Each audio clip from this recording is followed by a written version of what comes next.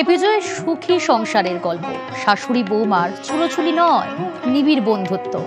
মাটির পুজোয় একসঙ্গে দুই শিল্পীর লড়াই।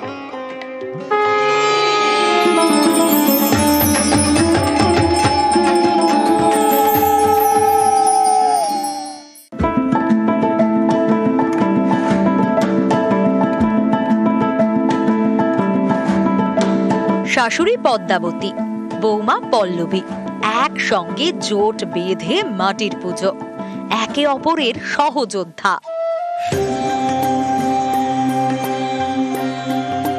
শাশুড়ি বৌমার জুটি, আরামবাগের বলরামপুরের দুই মৃৎশিল্পীর লড়াইয়ে যুদ্ধের ইতিহাস। পুজোর সময় হঠাৎই অসুস্থ হয়ে পড়েন পদ্মাবতীর স্বামী। প্রতিমা গড়ার দায়িত্ব কে নেবে? কে সামলাবে বায়নার তাগাদা? শয্যাশায়ী স্বামীর পাশে এসে দাঁড়ান পদ্মাবতী। সেই থেকে মাটির লড়াই শুরু, প্রতিমা গড়ার হাতে খড়ি। পরে শাশুড়ির লড়াইয়ে যোগ দেন বৌমা পল্লবী। সেই থেকেই শাশুড়ি বৌমার ডুয়েট লড়াই। এবারেও শাশুড়ি বৌমার জুটিতে তৈরি হচ্ছে 25টি প্রতিমা। শাশুড়ি বৌমা মিলে আমরা সবকিছু সামলাচ্ছি এবং রান্না বান্না, বাচ্চা দুটো ছেলে আছে, তাদের দিকে স্কুল যাওয়া। বিয়ের পর আমার স্বামী অসুস্থ ছিলেন, তখন ছেলেগুলো খুব ছোট, সেই কারণের জন্য আমার স্বামীর কারখানাটা বন্ধ হয়ে যাচ্ছিল।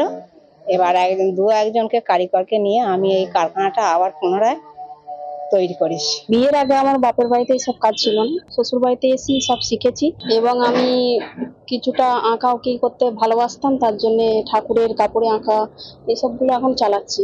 রং টং করা সবই জানি, এখনকার যুগে মেয়েরাও এগিয়ে আছে।